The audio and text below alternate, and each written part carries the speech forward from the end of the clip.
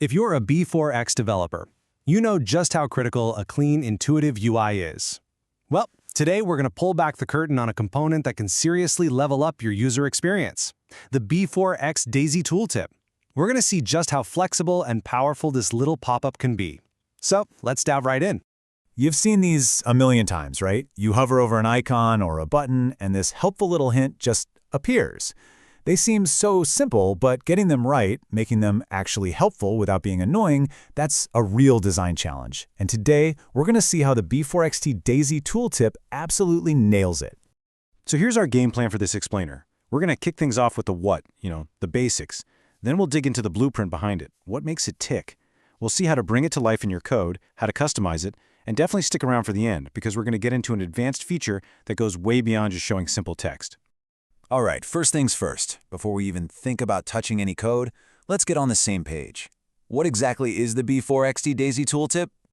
At its core, you can just think of it as a smart, self-contained pop-up box. It's a class, right? And its entire job is to give your user that extra bit of information right when they need it, but without cluttering up your UI all the time. It is all about providing context on demand. I really like to think of this class as a recipe. It gives you all the fundamental ingredients and the basic instructions you need to make a tooltip. And just like any good recipe, you can follow it to the letter, or you can start getting creative, swapping out ingredients to make something totally your own.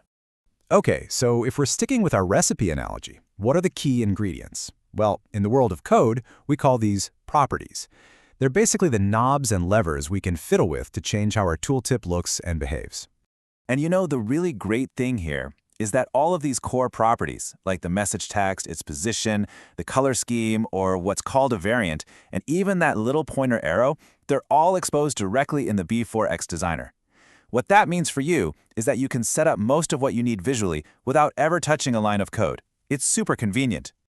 And just to give you a little peek behind the curtain, when you go into the designer and you set that message property, what you're really doing is just changing the value of this private variable mMessage that lives inside the class.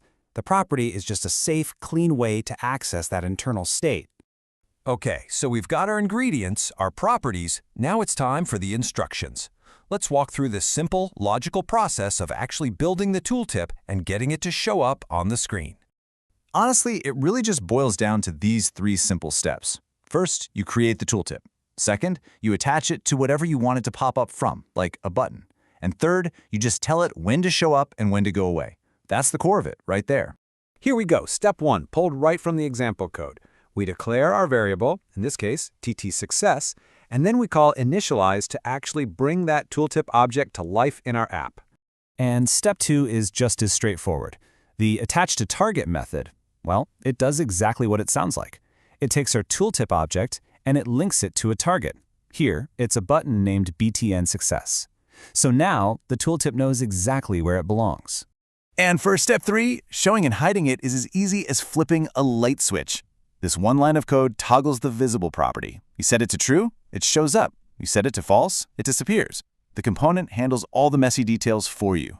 All right, now that we've mastered the basic recipe, let's start getting creative. This is where the fun begins. We're going to see how to use those properties we looked at earlier to really customize the look and feel.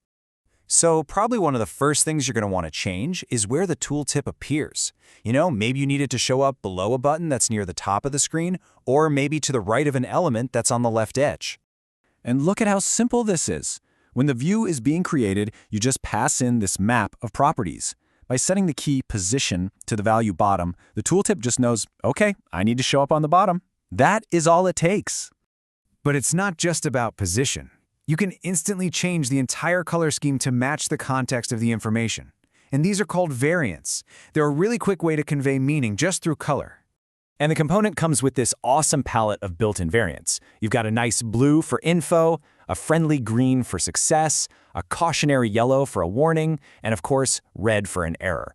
It's a super fast way to build a consistent and intuitive UI for your users. This example here shows how you can combine these properties.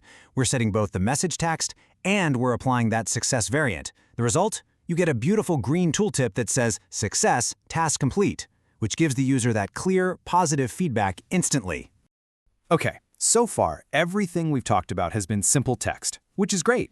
But what if you need more than that? This is where we get to what I think is the component's most powerful feature, the ability to display rich, custom content.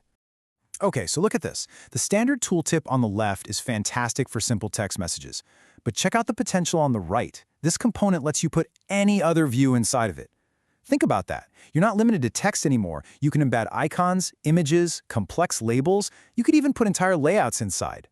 And this is the magic key right here, the Set Custom Content method.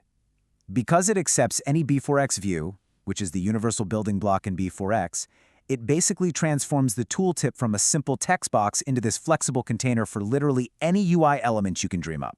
And here's a real-world example of how you do it. The code first creates a totally separate component, in this case a B4XDaisy badge, and it sets it all up. Then it simply passes that badge view into the tooltip using Set Custom Content. The tooltip takes care of the rest, displaying that beautiful badge right inside its pop-up frame. It's so cool. So there you have it. We started with a pretty simple recipe, but we've seen that by using properties as our ingredients and methods as our instructions, you can cook up so much more, from a simple hint to a rich, interactive pop-up. The B4XDaisy tooltip isn't just a text box. It's a flexible container for information. So the real question is, now that you have the blueprint, what information are you going to reveal? Thanks for tuning in.